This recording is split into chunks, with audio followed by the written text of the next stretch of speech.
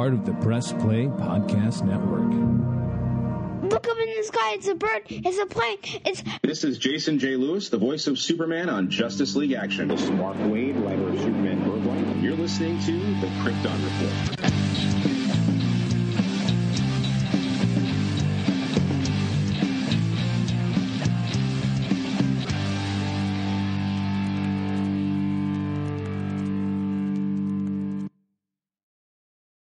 June is fast approaching, and that is not only Superman Day, but it's also the 10th anniversary of Man of Steel.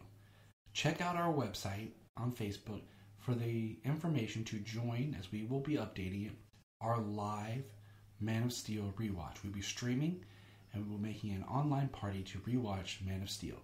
So please add that to your calendar. And remember, look up in the sky.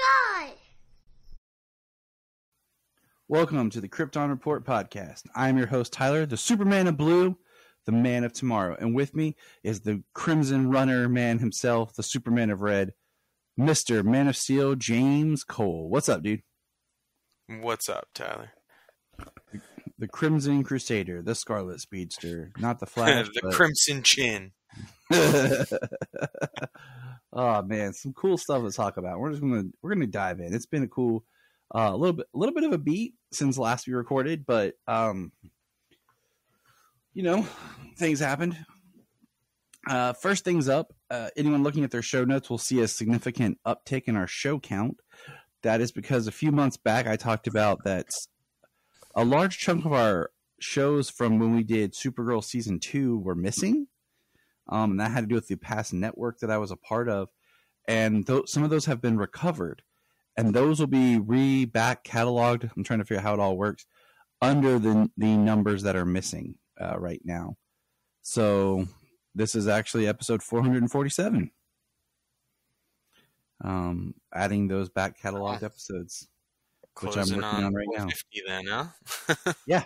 I was like, whoa, holy crap, Tyler! You talk about Superman and DC Comics a lot. So, but we're gonna get and that's not even what's in the offline chat. Yeah. I mean, if I just chronologize everything, I'd be like, be a lot higher. But here's what we're going to do. We're going to talk about what's going on. And it's going to mainly center around a certain character. Who might that be? But here we go. We're going to jump right in. There was no Superman and Lois last week. And that kind of threw me for a loop because that sucked. Because on Tuesday, when Superman and Lois should have aired, it was the 85th anniversary of our boy Superman. 85. He's looking good for 85, man. What do you think? Well, that just seems like the day not to miss an episode. Yeah, I mean, it feels like that would be one you would promote, but maybe they just wanted to, show a rerun. Because I don't watch live. I bought it and I watch digitally, so maybe they were showing one trying to get people interested in the property, but I figured I don't know how you do that by just showing one rerun. But yeah, I just was kind of bummed because I was like, man, what a capper to, Superman's birthday, and then he wasn't there. So what is up with that? Did you check out? You got me. I mean, I had a good Superman day. I did too. What did you do for Superman's anniversary birthday? I mean, nothing in particular. I mean, it was, kind of the same thing, but just read some more comics, just, kind of watched some videos and things people had, posted, checked it out online, like what people were doing and posting and saying. I know I sent you guys a screenshot of John Cryer, Clancy Brown, and Michael Rosenbaum thing, which was pretty cool. Which was a nice, funny bit that that I was happy to see that day. Yeah, they were like, "He's great." Not really. I can agree. He's not that great. Right. Great Twitter. Did you watch the DC put out an actual 2-minute thing called Superman Hope, and they put a lot of like, hope, and it was a really great little audio or like video clips from all different eras of Superman, and like they used Henry Cavill from Man of Steel, which it's so interesting to watch like a bunch of clips of Superman and then see Henry like clips of Man of Steel, just because there's such a stark difference in the colorization. Like it pops a lot harder when you like show like, oh, Superman Returns, Superman and Lois, classic Superman, boom, Man of Steel. Like it's like, whoa, that's dark. Just talking about the color of his suit. But it was really good. And like Janine, I had it playing on my phone, and Janine was in our bedroom, which is adjacent to my office, and she was like, that sounds really cool. So I came back out, and we watched it. We put it up on TV and watched it. It was really well done. The only thing I can say that was kind of sad about it was Brandon Routh was in it for Superman Returns, but it always was kind of shot, so you really couldn't see Brandon Routh's face real well. There was no Dean Cain reference, no George Reeve reference, but there was a Chris and Tyler and Henry, representation in it. But it was a really good clip. So I shared it, of course, on our socials. And while we're talking about the Big Blue, we have our guests for Superman Celebration this year. I do want to go, but it might be tough. I don't know, but this is this year's guest for Superman Celebration. Superman. Yeah. Celebration. We have In Nicole June. Mays as Dreamer, Jesse Rath as Brainiac 5. But the reason that I will go, Tyler Hoechlin as Superman, Clark Kent from Superman and Lois. Right there is the whole flipping reason I would go. Because I missed the chance to meet him back in early 2020, before right as the shutdown was about to happen and things were starting to kind of wind down. That was late February. Yeah, if I could swing that, that'd be the second live action Superman Clark Kent I've met. So I'll just have to come kidnap you, and we'll just do like a fly-by-night like road trip thing where we take shifts driving, where one sleeps, one's awake kind of thing. Right. Because I do want to meet him, get my picture, and everything. But man, I will tell you, it's just I hate that Janine was in school during the 40th when they had, multiple Supermen down there back in 2018, back in the good times, before the dark times, before the Empire. But yeah, I do want to go, man. Like I want to go and just like go back to the museum because they've expanded it and put more stuff out, and they've really done a lot of work down there. And I want to take the kids this time because they're both in a good age to enjoy it. I want to meet Tyler, do some Tyler on Tyler talking. It's a special thing. And but just the other two guests, man. Like nothing against them, but they wore out their welcome on Supergirl to where I don't even really like the characters. So I'm not so pumped to like, oh, Brainiac and Dreamer. Oh, I mean, I am. I would definitely. Well, good, I would James. definitely take my time to meet them. While I'm chatting up with Tyler and meeting with Superman, you can go meet Brainiac and Dreamer. Okay, you can go interview them and talk to them and do your thing, and I'll be meeting the Man of Steel himself. Okay. Oh no, you'll have to just stand there and wait for me. That's probably true. We have to go we'll meet together. Tyler at the same time. We'll meet Tyler about the same time. Yeah, because if we both approach wearing the same shirt but different color and the same hats, causes more people to ask questions than if it's just one of us. Oh, absolutely. And if I bring the kids and I get them new shirts and Jania wears her shirt, then we look like something's going on. So then Tyler will be like, oh, what's that? I'll be like, the Krypton Report. And then as he goes to say Krypton Report, I'll just record him. Like, what? just joking. I would not record without their permission. Gotcha. Supports the Krypton Report. Right. That would be hilarious. But anyways, Let's see. So they released some pictures. Titans is back, and we talked about that a little bit, and that's a new episode coming up. What do you call it? They released a photo that showed like Tim Drake in his costume next to Nightwing and everything, and it looked pretty cool. You know, it was they're really kind of gearing it up to be like, oh, this is it, you know. And have you watched the newest episode of Titans? The Dude, Where's My Gar? No, I haven't. I've seen some screenshots, and it looks pretty awesome. Just some multiversal shots is from what I can tell.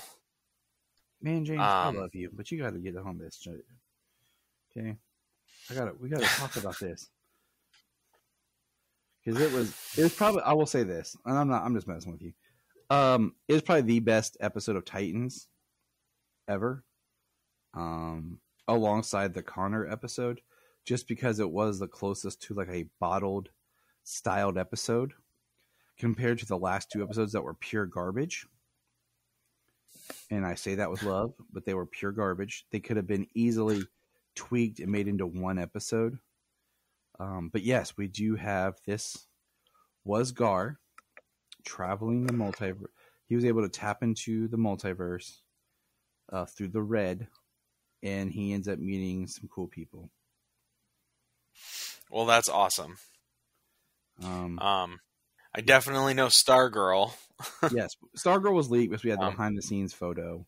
Exactly. And I did see he does see Barry, Grant Gustin's Barry running. Yes. There's also some audio cameos as well, so that's just kind of neat. That's in the episode. But the one I wanted to talk about was the end. You can talk with me about it. Okay, so at the end, it's kind of spoiler, but not really. He ends up in the Doom Patrol house with Cyborg. Okay? Ooh. And Cyborg comes running out and he's like, Beast Boy. And he yells for Cliff. And that's where the episode ends. But I looked at Janine and I said, which Doom Patrol is this? And she looked at me like, what? I was like, we met the Doom Patrol in season 1, where Niles Coulter was really a douchebag. And that comes up in the episode. And I'll let you go through all that. But if you remember, during Crisis, they established that the Doom Patrol TV show takes place on a different Earth. So there's a Doom Patrol on their own Earth. Then there's the Doom Patrol that was on the Titans Earth. And with Beast Boy, the way this episode goes, like where he's traveling the multiverse through the red, you know, and he meets Stargirl, and then he ends up with Cyborg. Is this the Cyborg of his Earth that we've never actually met before? Okay, which I think would probably be he on the Doom Patrol Earth? The Doom Patrol Earth?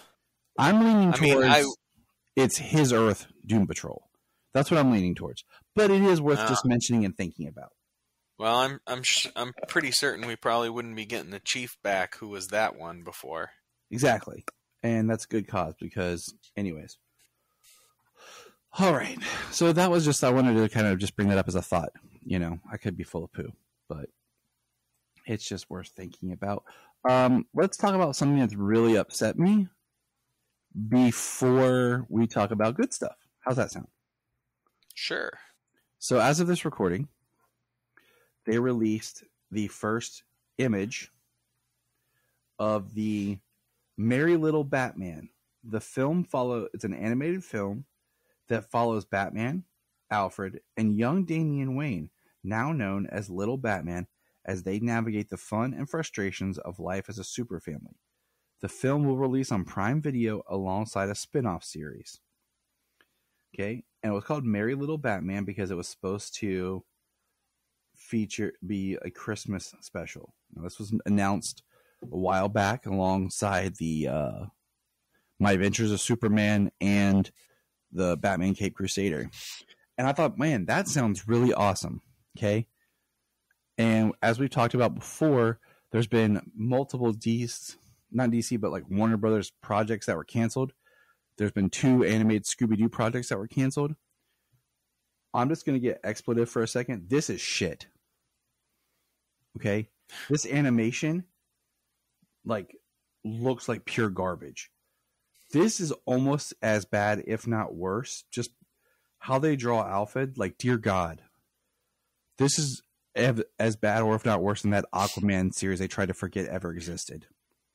Yeah, Alfred looks like that friggin' Uncle Grandpa or something. That terrible, that he looks abysmal Cartoon Network animation that they use on those crappy shows. He looks like male genitals, as Brian put. His face does. Okay, he does look like a wonky testicle. I'm angry by it because I was like, I'm not a fan of that, like, real anime stuff, but I can respect the art form and what it is and what it does. But this is just like lowest denominator. Like, today we went to the high school that I work at. The students had an art show. Paintings, sculptures, all of it that they've been working on in art. This looks like I just gave Sayla a pencil and let her draw stuff. Like, this is like one skip above South Park. Like, the most basic, rudimentary possible. I guarantee it takes a lot longer, or at least it did take a lot longer to put an episode of South Park together than it does to put whatever this is together. Like, it's terrible. It's horrible animation. It doesn't inspire any sort of interest. I know we expressed interest in it before because it sounded fun, but when something looks so bad and like it's going with that animation style, it's just going to be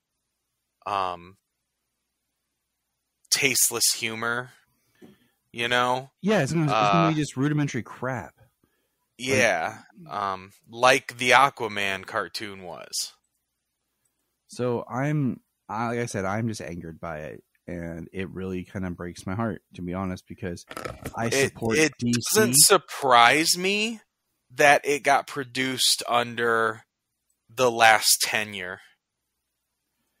You're right. That does not in the least surprise me, though. I mean, sadly, you're absolutely correct.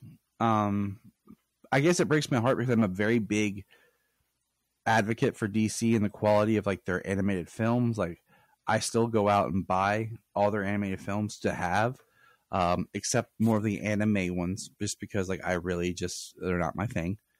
I even spent money and bought that abysmal Injustice, even though I maybe could have fought it, and got my money back or something, but I kept it.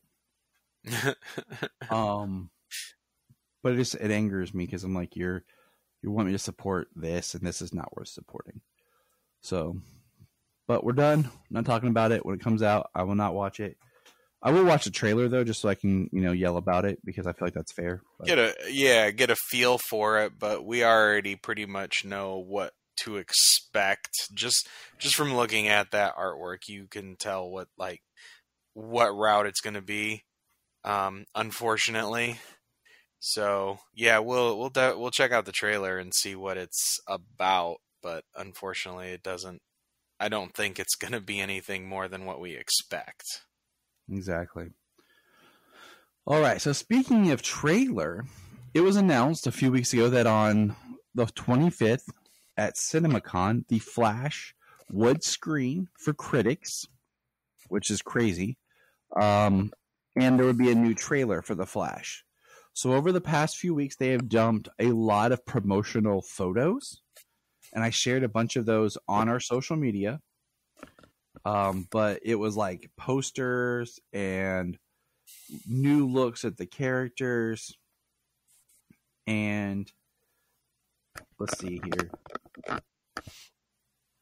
I'm pulling them up right now, but we just had a lot of really good Flash imagery coming out. There was a poster that showed just Batman. And it was like, it looks like what you see on the back of like a toy box. the Flash in a really like kind of Da Vincian style pose. There was the picture of Supergirl in the same kind of background. She always looks so sad and unhappy.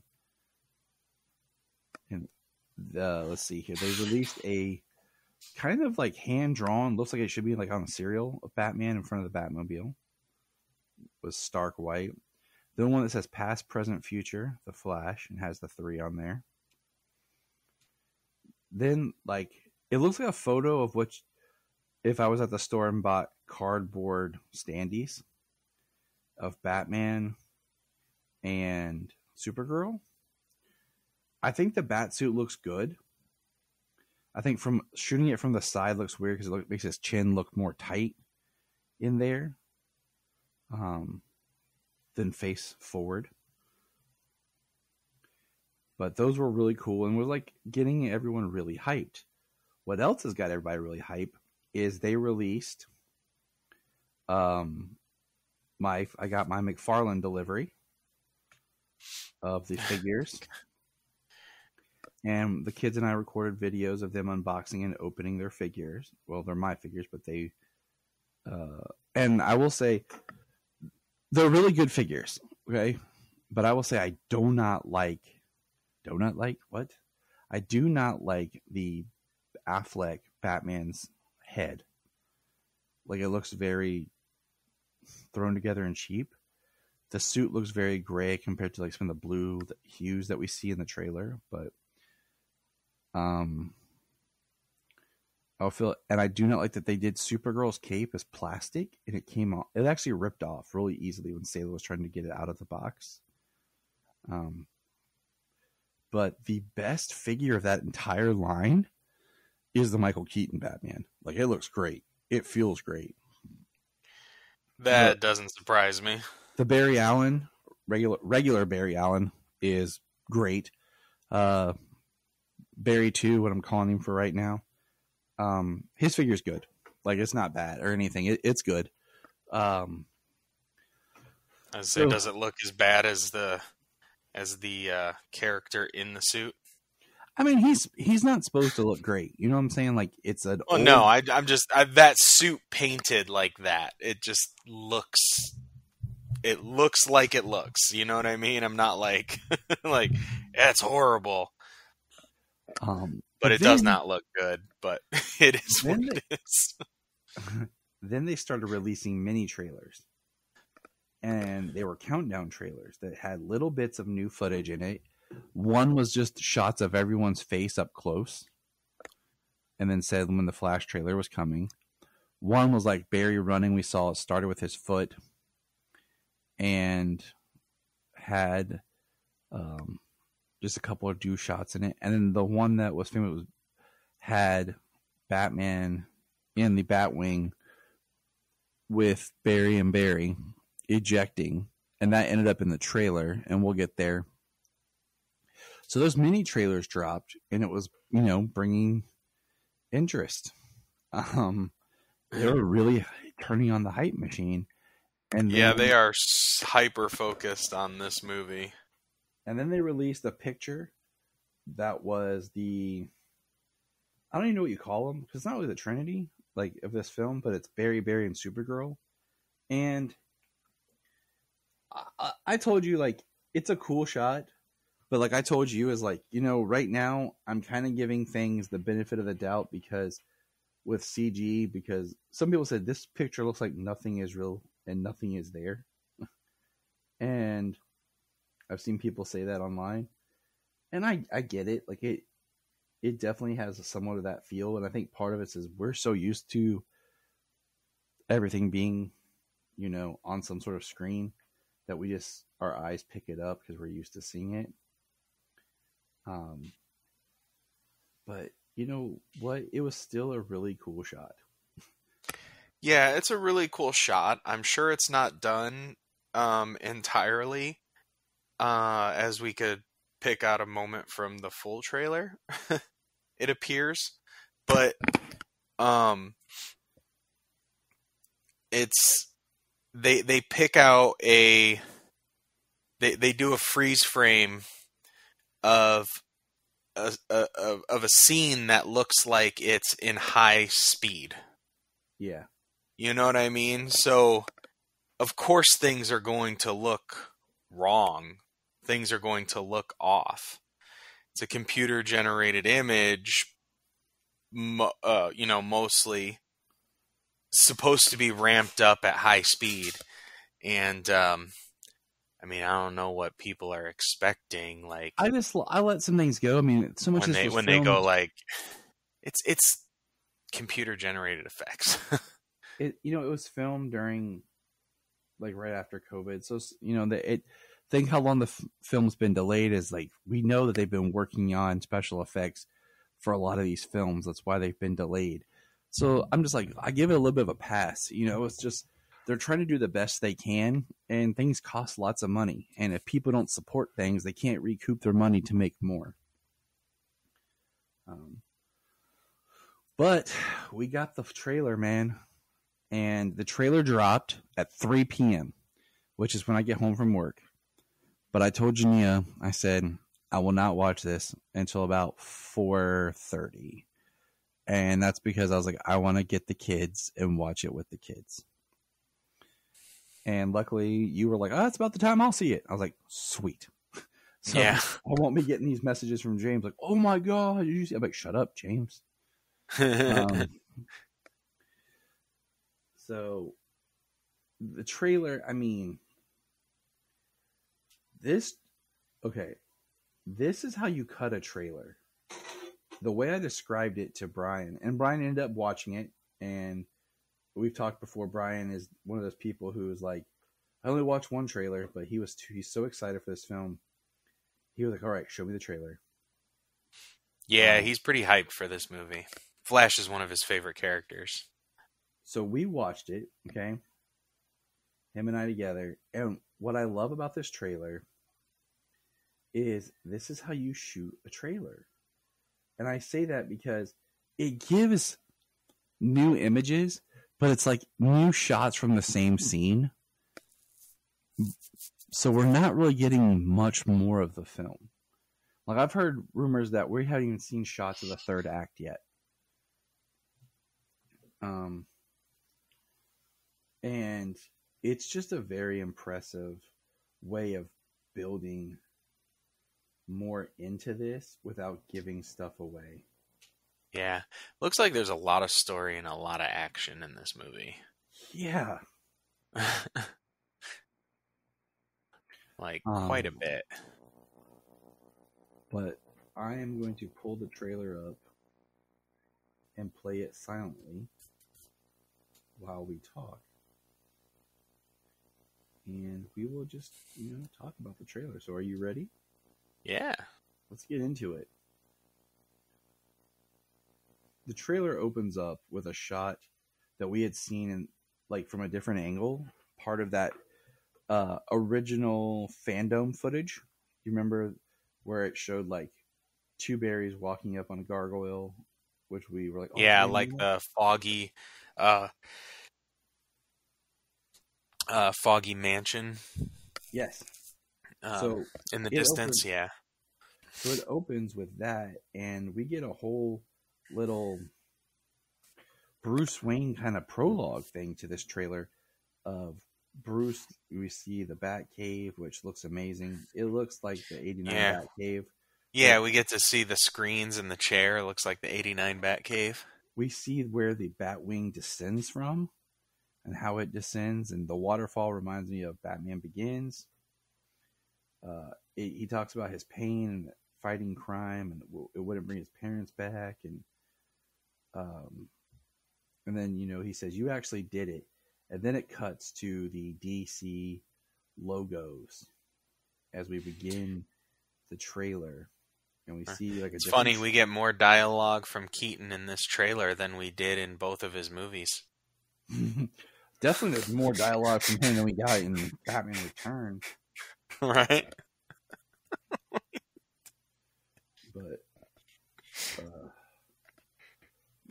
I know Brian's going to add Batman 89 and Batman Returns to our summer watching before we see The Flash. I'm just like, dude, there's going to be so much to watch. It's like I haven't seen it like 5 million times.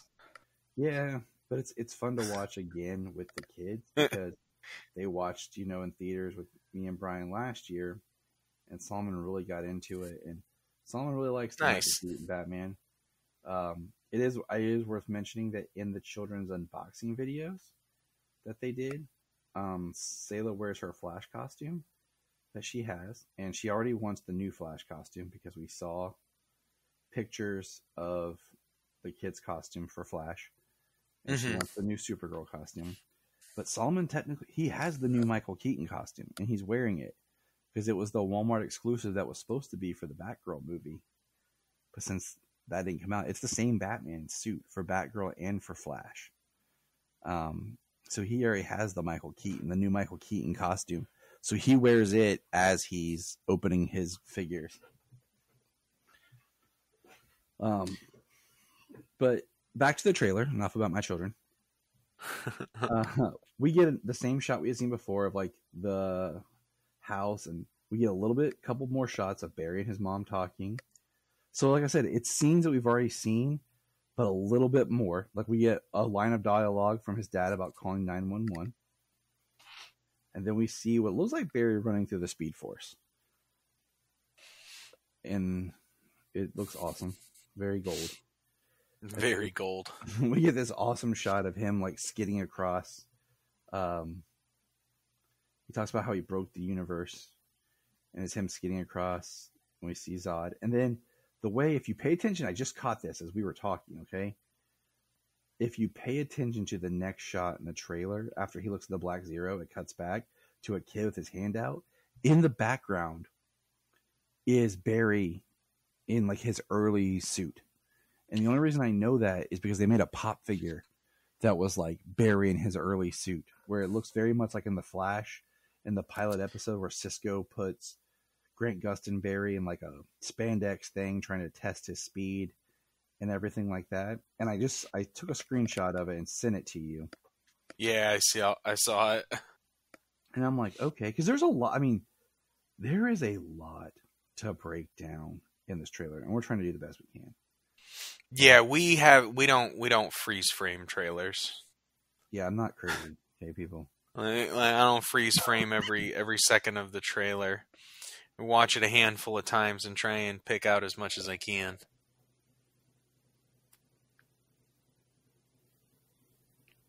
Is that my dryer and washing machine going nuts? Maybe.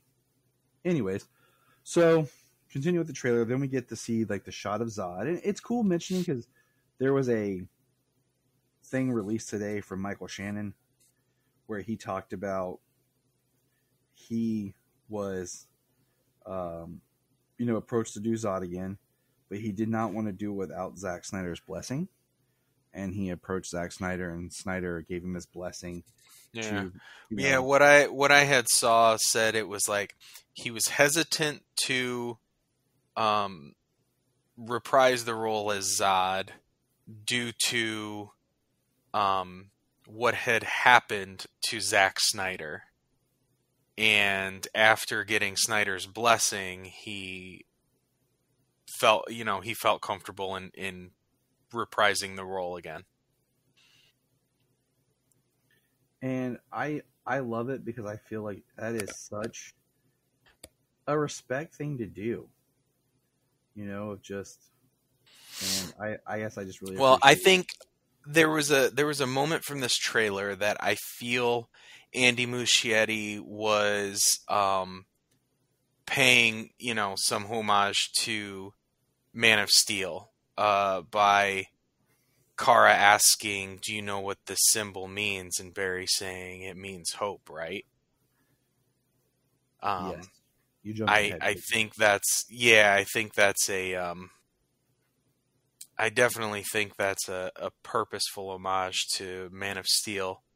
Or BVS, where, he's talking to Lois and she's like, "This means hope. It's all that some people have." Well, it encompasses all of Henry's Superman. Just that line of "this symbol means hope." You know, I mean, it pulls it right. Every time you think of that, that's who you think of. Mm-hmm. You know, when that line is specifically brought up, just the symbol meaning that. So I hope that there is a lot of respect given to, you know, tying this to how they want it to go back to the beginning with Man of Steel. Which is crazy to think that this film, you know, is coming out basically around the 10-year anniversary of Man of Steel. So 10 years ago, we got this Black Zero and General Zod, and now we're coming back around to it. It's pretty intense. So we got that scene of Barry telling Kara, "It means hope." We get the same shot of her flying next to the Batwing, saying, "I will help you fight Zod." And then she takes off. We get the shot of Which Bruce is Wayne new. with, "You want to get nuts? Let's get nuts." and then the next scene, Yeah, that was a little corny, but I appreciated it. I mean, it's who gives a crap, corny. You know what I'm saying? Yeah. The next shot is them getting dropped out of the. It looks like they get dropped, or the berries get dropped out of the Batwing, and this is the shot you're talking about, them running and sliding kind of up to the camera in fast motion. A shot of the Batwing, like in cold weather, where it looks like they're going to break out Kara. But here's what I really thought about.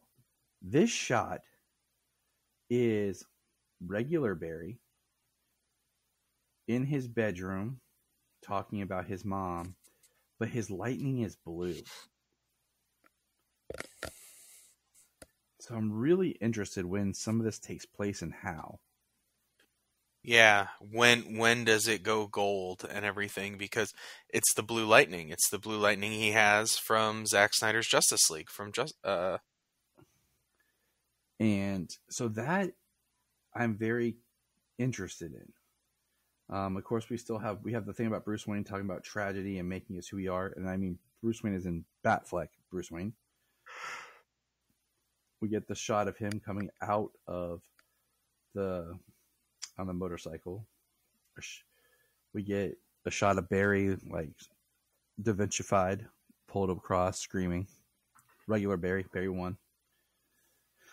The car yelling, "What did you do?" that we've seen in trailers. Her punching Zod in the face with a rod. A really cool shot of Keaton Batman getting shot at with bullets and having his cape like as a shield. Yeah, it looks to me like that is like the escape from the facility, breaking out Kara, and he is, you know, in an enclosed space. He's using his bulletproof suit to safeguard Barry and Kara. Which is a very awesome... That was my impression of that scene. That is a great impression of that scene. Because it just feels right.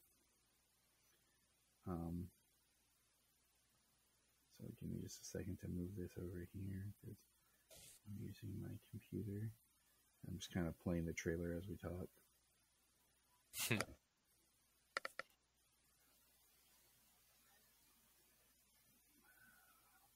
But then the next scene is probably a really awesome scene of...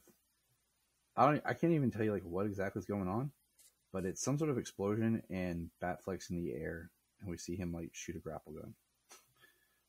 It just looks awesome. Yeah, that's a pretty wild looking scene. I can't wait to see what's going on there. I feel like we're gonna get just one big scene of Batfleck, and that's, you know, action. You know, this movie with the Keaton action and the Batfleck action, feels like this is the right step in the right direction for, you know, a truly comic book feeling. You know what I mean? Like a character like Batman doing something that impossible. Yeah. Something you feel like you would only see off the comic book page or in a cartoon, but being brought to life. I agree with that. Let's see here. The next shot is a very Flashpoint kind of reminiscent. It looks like Barry in his in maybe Wayne Manor or maybe in the Arctic, trying to recreate his lightning attack. And then the next is Barry versus Barry yelling, "No, nobody dies." We see Namek again. That one, the interactions that they've had in the trailers between the two Barrys is really making me wonder what the dynamic is and what's going to happen and who's going to be the Dark Flash, if it's even going to be Barry versus Barry. Right. That's why I'm saying it's still interesting that they talk about we haven't seen the third act, because I'm like, okay, so where is Dark Flash? Or is Dark Flash going to pop up like Sabak? Just happens. Did you see Dark Flash and Sabak? I hope not. You're like, oh. Right. You're like, oh, crap. Spoiler alert. Crap. Sorry, I don't know that. But I don't expect you to know that. I mean, I would almost be cool if Dark Flash shows up and is just there for a small thing and then disappears as this. Because I feel like Dark Flash is gonna be some form, an amalgamation of evil Flashes. It's not gonna be just straight Eobard Thawne. It's not gonna be straight anybody else. It's gonna be some sort of amalgamation, and it worries me in one breath, just because I feel like Thawne is so important to just the Flash period. So I don't know. It's interesting, but we see Namek take down the Batwing. Sadly, it breaks my heart. In a way very reminiscent of the way he takes down one of the jets in Man of Steel. Yes, and then we get the Flash logo coming up, but it flashes bat symbol, Supergirl symbol, bat symbol, the Flash. And then the last part's a little bit more of the extension of the parachutes. And Barry 1 asks, "Where's yours?" And Batman drops, and then Barry 1 drops, and he's like, "Woo!" Yeah, that scene is it makes me feel like, what are you getting a Whedon feel for this Barry in that moment, just geeking out? I mean, I don't know, because I like the idea of him enjoying what he does. And maybe it's a sour taste in my mouth from that version of Barry. Yeah, because that version of Barry was so pointless in the Whedon movie. I mean, I will be honest with you, when we watched it a little whiles back, he was just a pointless character. Honestly, it sucked. It broke our heart. But that's the Flash trailer, man. And really good, really excited. As I mean, just getting me much more excited than it. And then they released basically than our last bits of trailers. They released 2 major posters for it, and then they released kind of little tweaks on the poster. But the one is the wreckage of the Batwing, and it's got Batman with his head bent down, Supergirl kind of flying, and then the Flash running towards us. And it says The Flash, only in cinemas June 14th, Worlds Collide. Then we got one where it's the Batwings crash in the back, and then it's the 3 of them from the side, which is really cool. And then they did individual posters of each one from that same shot. So that's really cool. Yeah, the posters look pretty cool. Now, Jimothy James. Yes. Did you watch the international trailer that was released a little bit later? I did. I did too. It kind of cracked me up because, of course, like it had the Japanese like over top of it, but it had a lot of extra footage in it, and it threw me for a loop because I was like, "Oh, what, why?" You know. But the international trailer is where I really noticed that it was Barry 1 that had the lightning that was blue. But basically the trailer opens with Barry answering a phone, and then we see him run into the street in his new costume. And he stops, and then he lifts his legs, does like this interesting crane position where we've seen where he's like hands behind himself, the lenses come down, and he goes to run, and then all of a sudden it cuts to a bunch of like girls geeking out that there's the Flash, like, we love you, and he's like awkwardly standing in the road. It was kind of funny. Then we got a really cool shot of him running, like just running, like the side of his feet hitting the ground. And then we get the most interaction between the two Barrys is them sitting in a room talking together. And he's trying to explain what's happened. And what I find interesting is I'm trying to figure out if Barry time travels or multiverse hops. Because some of the dialogue sounds like it's the same Earth. He just time traveled. And then some of it feels like he jumped to a different Earth where things are different. So I'm curious on if he did one or the other or both. Yeah, I don't really know. And that's what makes me so fascinated. It's because I'm like, is this Barry 2 like a time remnant version of Barry where this is the life he would have lived had his mom not died?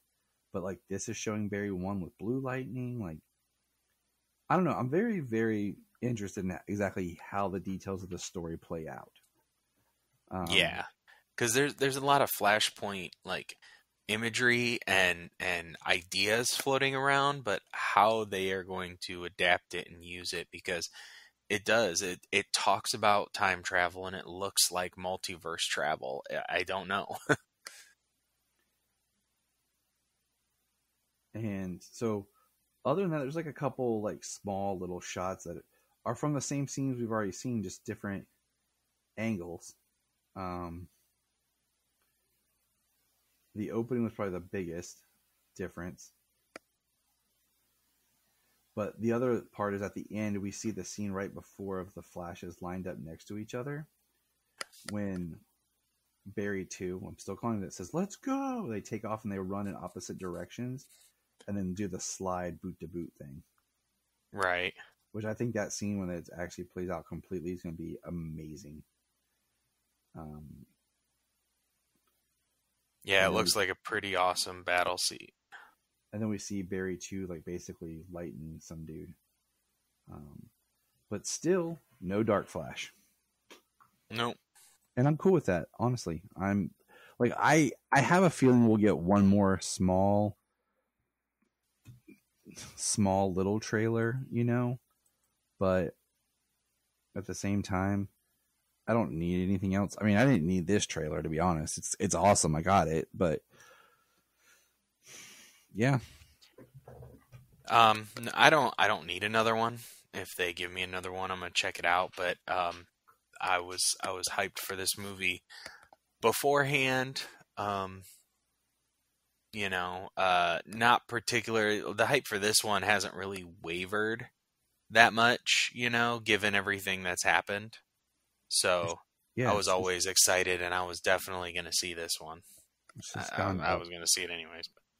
Yeah, it's just gone up, Yeah, it has. But all right, so that's the news and the new Flash trailer that really is a feast for your eyes, and we are pumped to see it. And now, what's next on our agenda, James? What is next on our agenda? Did you read the Superboy Man of Tomorrow book? I did. I was going to say, are we on comics or? Yeah, we'll go through some comics. Go do some comics. I Yeah. did read Superboy, Man of Tomorrow. What'd you think? I enjoyed it. It's a very similar story to what we've been talking about with Power Girl. Feeling on the outside. Yep. This is the original Connor. You know, he was on Gemworld, so when like the universe was restarted, he didn't exist on that universe. So he's come back to a world where he didn't exist. So that's interesting. But he feels unneeded because there is like a team of a team of the Super Family working together. John Kent, Kara, you know, just they're trying to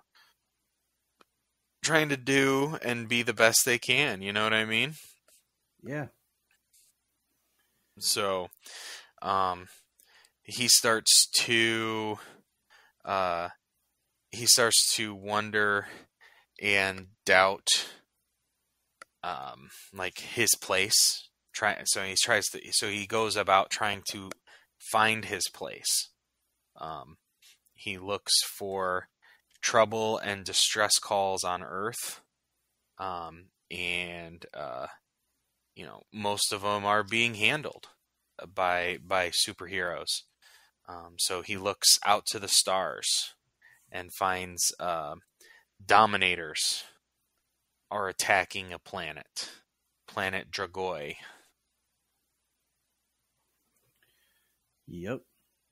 And he, you know, as Kryptonians do, just a hop, a skip, and a jump to the next solar system. Of course. So he goes, he starts saving the day, saving this planet, and he gets under attack of these metahuman inspired creations, species and gene splicing to create superpowered beings. And he fights them. In the end, he kind of has a plan of waiting for everybody to get clear before he can go all out and take everybody down. But he finds out that there are hundreds of these creations. They're overpowering him. He doesn't know what to do. And then, like, in an instant, hundreds of them dead. And the Dominator who created them says he has credits to make and orders to fill. Creates and sells these things as weapons. Then Connor is hit and attacked. Says, it looks like the Cosmeteers can add an experimental Kryptonian to the kill list. Who wants the first shot? I liked it, but to me, I don't know.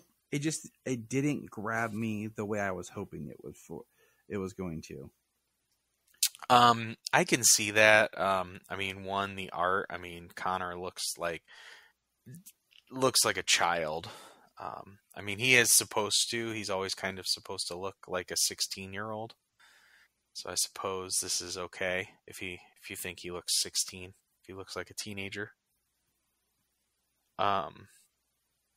There's some of his brashness, you know, some of his. So it's like, I don't know if that's. He's been gone for so long, so I'm not sure if that's something he should have grown out of by now. You know, just because he looks that way doesn't mean he doesn't like age and experience and gain maturity over the years.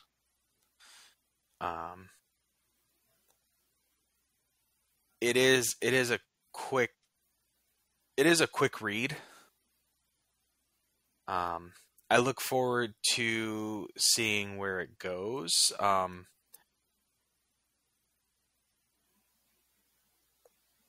from this point, we definitely can get some character growth for Connor in a modern continuity book.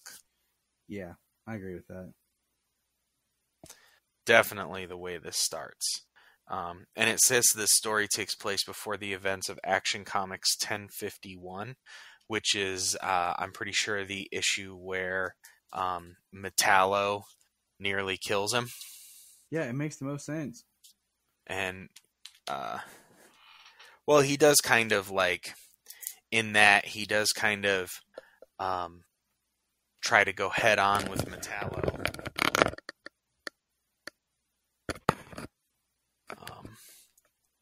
I believe he's saying something about him not needing backup or something at the time. It's been a few months since I read 1051. Yeah, he goes in.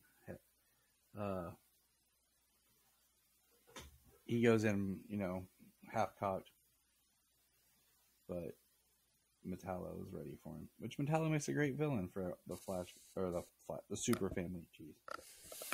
He does, especially being an Unmade.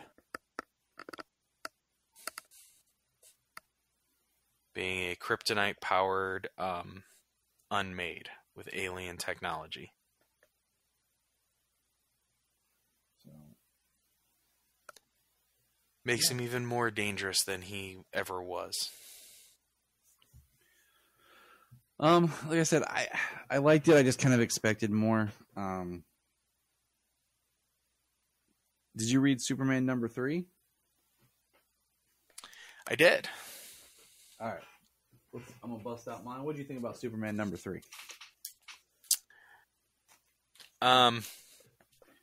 True Superman fashion. You know? The way the book ends. The unwavering optimism of the Man of Steel. Like, how many times has he given up or considered giving up on Lex Luthor only to say, I'm not giving up on you? I thought this whole Parasite story was really cool, but I feel like it went too fast. Well, it's issue 3. I think our big story is the Legion of Evil Geniuses or whatever they are. Yeah, I agree. This is Josh Williamson writing, and Josh Williamson. I just read his whole Flash run and how he did his story and stuff. But I don't know. Like, it starts off with the whole creepy Parasite, Superman, and he gets Luthor to help him in Livewire and get all the Parasite infection out of him, and he puts on I thought that was interesting, the way he uses power to draw the microscopic parasites out of himself and then seals himself in a super core containment suit. And then he basically has Parasite eat himself, like other parasites. So it kind of reminded me of like some sort of weird, like the way they did Brainiac in the Legion movie, where it's like sewn together Brainiacs, like it was like parasites on top of parasites here. And it pulled, all the parasites from all the people. And that was it, It was like, it was over in the first couple of pages, and then it goes on with just Clark and Lois being cute together. And like you said, Superman confronting Lex, and he gives him like a signal watch. Mm-hmm. And then Superman goes and confronts Mercy about doing things his way. And then, of course, we get the... Yep, not Wicked, not anymore. Like you said, the super villains that are actually really, really, really, really, really, really creepy. Because we see they have Bizarro's head in a jar. Which last we saw, he was a full body, so somehow they removed his head. It's just, I feel bad for Bizarro, man. I do. Like, be honest, like And I'll be honest, in where we are with Dawn of DC and everything, I don't even know where Bizarro's been up to. I try to keep up with it, but I don't know what this Bizarro like. Well, with the multiple, sort of reboots that have happened since Rebirth, it's a little unwieldy, For certain characters, it gets really hard to keep up with. But yes, you are absolutely correct. Well, I mean, like Connor, they're bringing Connor back from whenever the last time we saw him was, and him being in Gemworld, kind of locked outside of reality when it has been rewritten. Yep.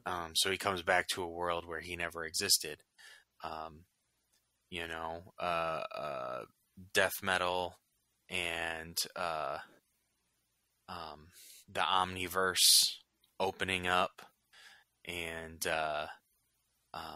Roy being Roy among others being killed in Heroes in Crisis, and coming back to life. Making a way in a world that thought they were dead. Mm-hmm. So, interesting stories, and lots of number ones starting with this Dawn of DC. Yeah, like Green Arrow is just coming out, and I'm actually looking forward to that one. I've been reading. Well, I've seen a lot of them are like 6 issues. Like, they're 6-issue series. Yeah, they're gonna be like short runs. I guess. Cyborg is a 6-issue series. They're gonna be miniseries, so we'll see what that means. But okay, I mean, I'm glad I got DC Universe Infinite Ultra for that. Yeah. Did you read World's Finest number 13? Most of it. I was actually reading it this evening. All right, we'll bring it up next time. We'll finish it. But something that we did finish. Did you watch The Doom That Came to Gotham? I did watch The Doom That Came to Gotham. And did you ever read The Doom That Came to Gotham? I never did. I have not. I have seen some of the artwork. I know the writer, and I was like, oh, imagine that imagery. Yeah, so I recently read it. Okay. And it's one of those, like, I read it because I was so excited when they announced this film. So it's about a year, I guess. I don't know. I can't keep up with time. And I just remember watching the film and thinking, okay, this stuck to the book quite well. I can't think of any specifics that were really changed, but there probably are some minor details like there always are in the adaptations. But there was nothing that jumped out at me. And I don't think it's on Ultra, is it? You know what? I haven't looked. I can. You know what? I think I did look, and I don't think it was there. Because I remember it being one of those that upset me because it wasn't on there when they were talking about it. And I thought, wow, this is something I feel like should be on Ultra. But let's just talk about the film. Like, it's, it's not one that we're going to dissect and go book versus film. But what did you think? Just kind of overall, what did you think? Well, so I am... Oh, hey, it's just been added. Oh, fascinating. Look at that. It's an Ultra exclusive, so that means it's just been added. Well,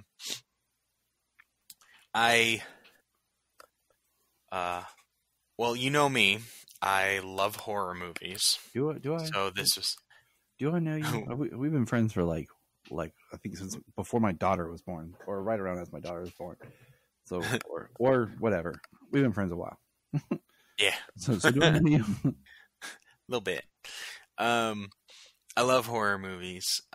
So to have an Elseworlds movie that was very like, this was more horror than Justice League Dark was.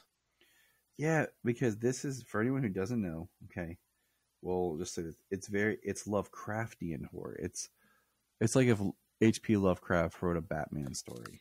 It was done by Mike Mignola. Yeah.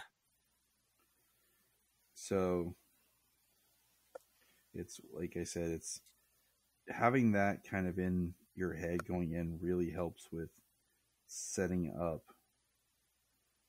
what the story is. And that just helps set the stage. Go ahead. Well, so it takes place in like 1920s Gotham, Which like was awesome. around the time of Prohibition. Which was awesome. What's that? It was awesome. Which was awesome. Yeah, it was pretty cool. So it's very Elseworlds. I really loved the way they used the characters. So they put so many people in this movie, in this story. I don't know if they're in there. Most people they had they had Dick Grayson. Yep. The interesting thing was how they utilized Jason Todd. Him being Sanjay Todd. Then they had Kylie Kane, who I'm sure was Cassandra Cain. That's what I thought of. They had Barbara as Oracle, Of course. different kind of Oracle, which was really cool. Yep.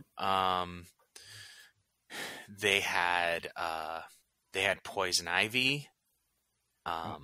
Dude, I felt okay. If anybody was the sad story of Harvey Dent Two-Face in this, Yeah, it was pretty sad. I was like, oh, look at that. Poison Ivy going after Harvey again. where have we seen this? Yeah. The Two-Face, like, the look was very interesting.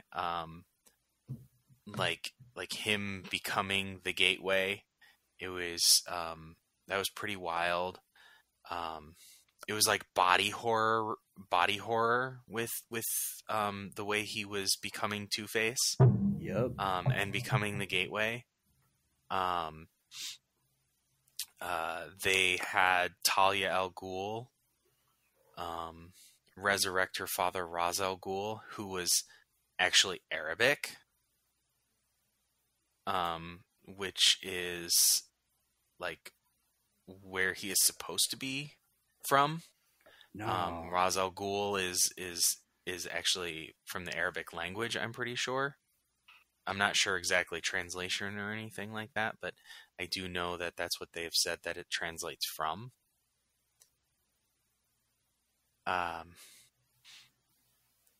They even had Killer Croc in there. Alfred. I loved the portrayal of Alfred. Oh, Alfred was great. Yeah, classic Alfred. Doesn't matter. It's always classic Alfred. There is only one Alfred. Alfred is the greatest butler of all time. Right. Jason Blood and Etrigan, the demon. The magic they use,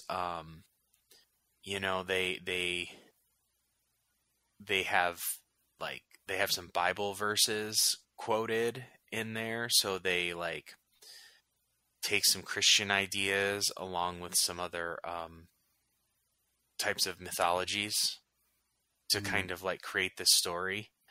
And then, it being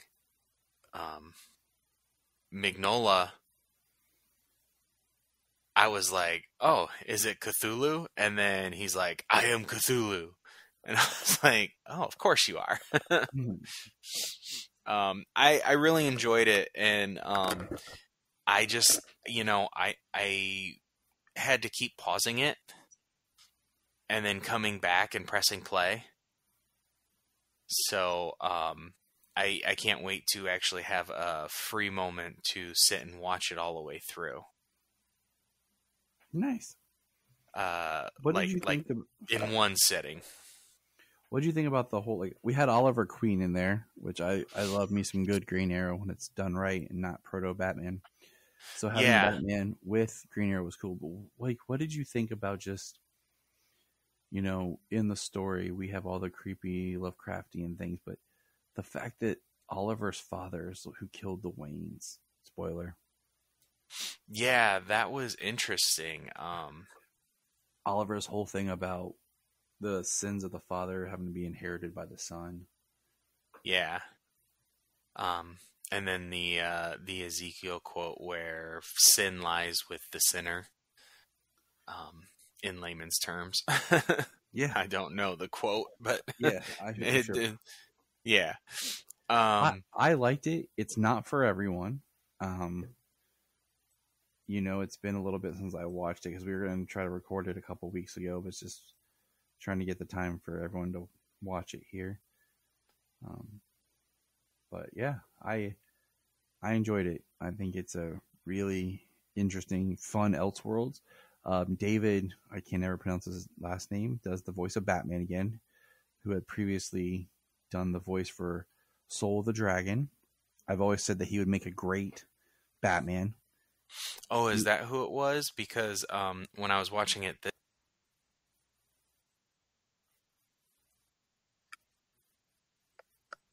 Legion, three episodes of Legion. If you're like, who's that, guys? He was the main actor on Grimm when that show was on, who in real life is married to Elizabeth Tulloch, who plays Lois Lane on Superman and Lois, which brings it all back around.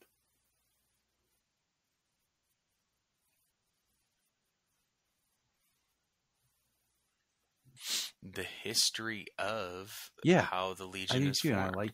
I loved this episode being that the formative mission of the Legion tied into their current. Did you watch any Legion of Superheroes? Predicament.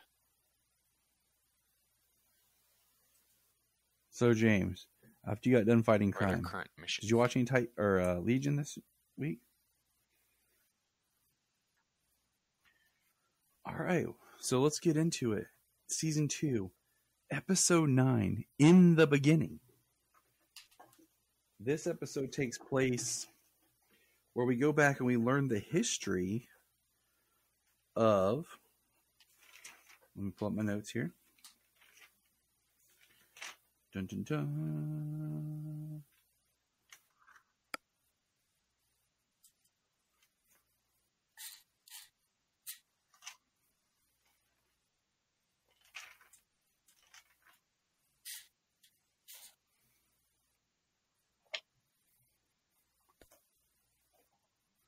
Yeah, it was basically we see that Cosmic Boy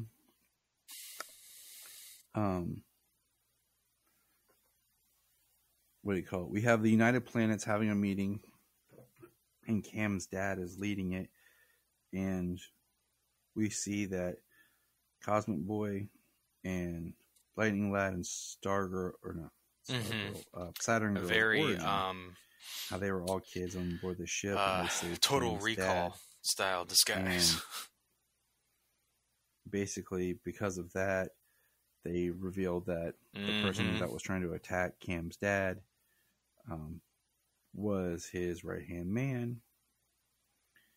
And that's what led them to form the Legion. And they were the first 3 members. I saw Sunboy. I was like, oh, I love when Tyler they go to the and Solo's Superman gonna like museum. that one. They were like, he was just a myth. And I thought that was really cool. And it was Doyle. And even in the future, like you said, it comes back around to where they are now, and it's still Doyle trying to kill Cam's dad. Just now he has a better disguise.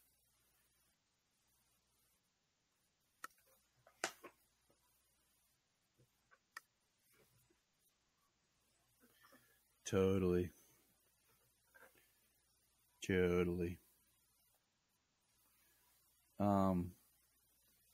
And I like the episode. I like how we saw a bunch of Legion people I like join, this episode, including our man Sunboy. So that was good.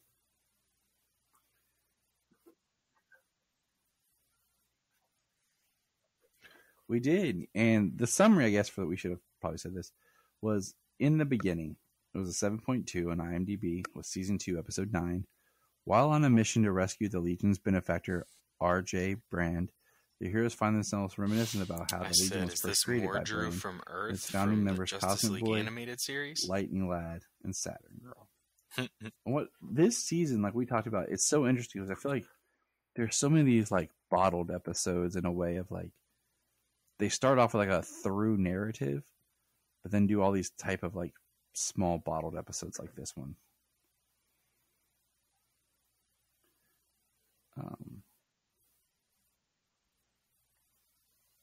I did too. The second episode that we watched was season 2, episode 10, Trials. And that is 7.4 on IMDb. And it is the Legion's nemesis, Zix, comes to them for help when the evil sorcerer Murdu takes over his homeworld. All right, James, what do you think about this one?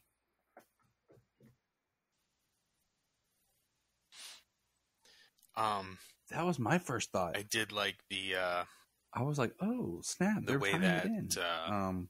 Cal uses But I liked magic. this episode because it was all about after the Zix, who we met trials. before, being stripped of his magic and put like a leash, and he had to do the trials, which weren't as complicated as you thought. Yes. And it was about Superman X doing the trials that with what he him, did? and both of them coming out as better people to restore his magic to actually stop Mordu. The first trial was no power for Kel. The second was a riddle. We see what the wizards look like who didn't pass the trials. I thought that was interesting.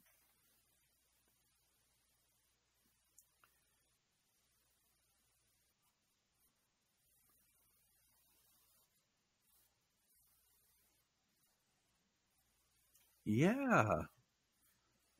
Are you referring to when he all of a sudden grew green crystals all around him?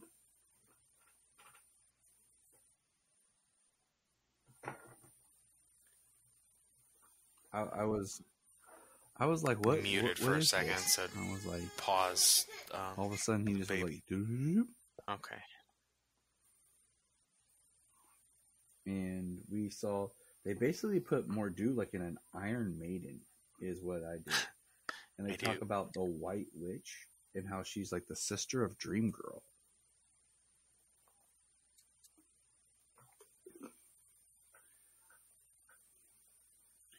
Which I thought was a nice little kind of tee up for the next episode. So I was like, oh, the Dark Circle. Like, is that the same Dark Circle from the Legion of Superheroes animated is movie that just came Season out? 2, episode 11.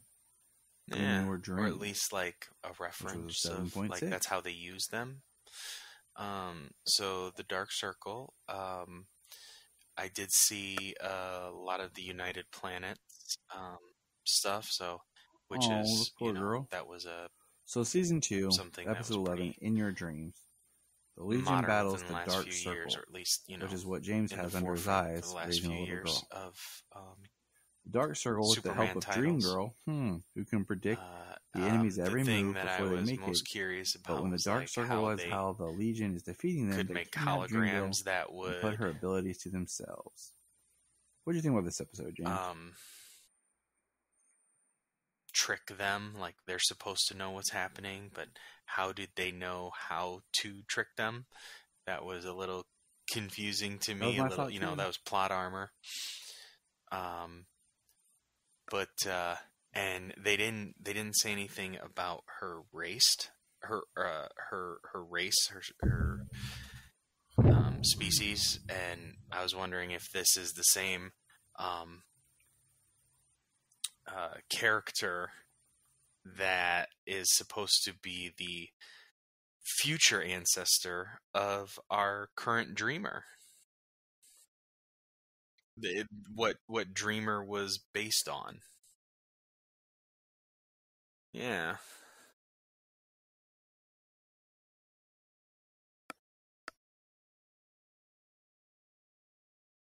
Lightning Lad, extremely distrustful of her. One thing I did want to bring up in these new season 2 episodes and everything is Brainy's evolution, his war suit, the way he transforms, and he's like this big, like this Hulkbuster suit when he fights.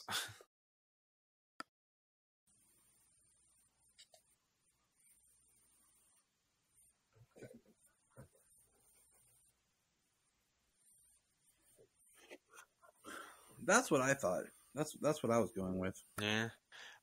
You know what we didn't mention about last episode, Yeah, that's what I though, the thought. Trials episode? We got some Superman and Cal in that episode. But all in We all, had discussed the last couple a episodes bad before episode. that, where we got one episode with Superman and Cal was nowhere to be found, and then another episode with Cal and Superman was nowhere to be found.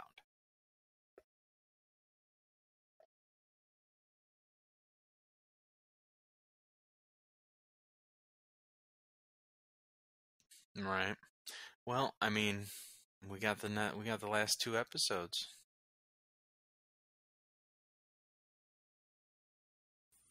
yeah, and I also feel bad because I feel like we got all this going on, but Bouncing Boy's just not around like he was before.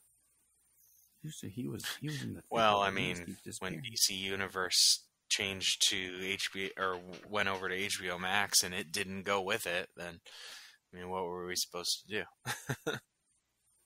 You're right. Oh, Oh yeah, I'm not mad at it.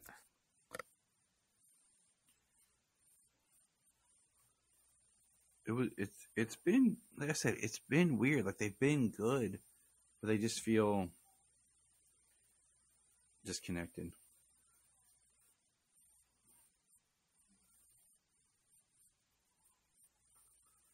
But yep, that's kind of why we did 3 with this. Is so the next time we record, we'll be finishing up with the Legion of Superheroes. It's been a good run. It's only taken us like 4 years.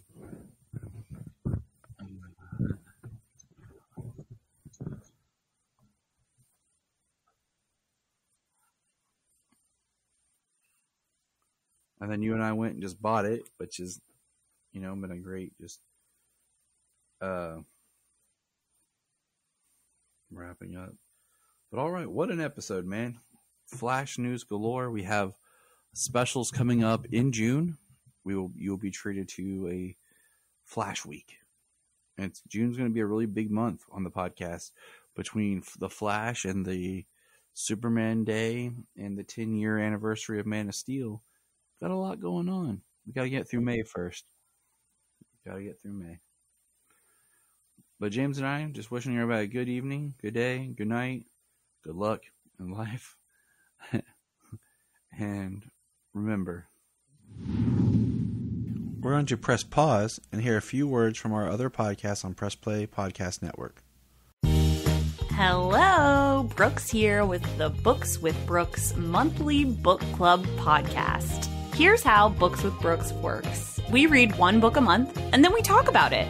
Classics like Stephen King's The Shining, debut novels like We Are the Brennans by Tracy Lang, and tons of other compelling, life-changing stories, one book and 1 month at a time. So come read along with us, and then listen in.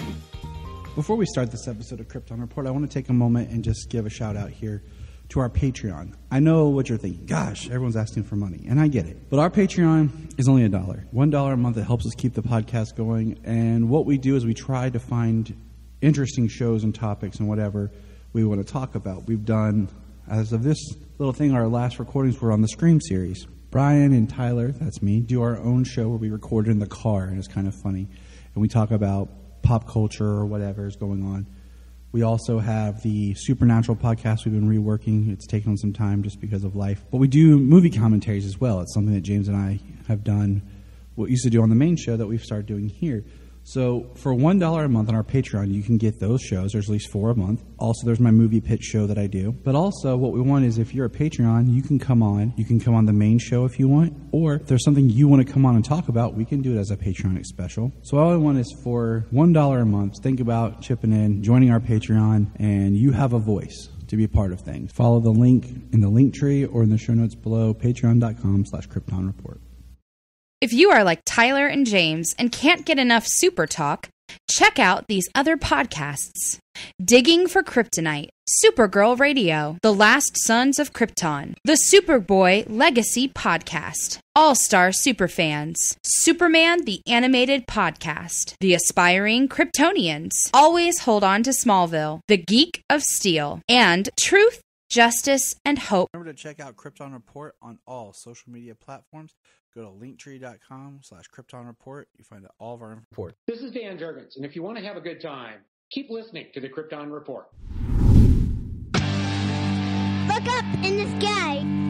We just want to say, if you've enjoyed this podcast, please check out other podcasts on the Press Play Podcast Network. Information $1 a month. You'll get extra special content that you don't get on the main show, like movie commentaries and whatever else comes out of our mouths.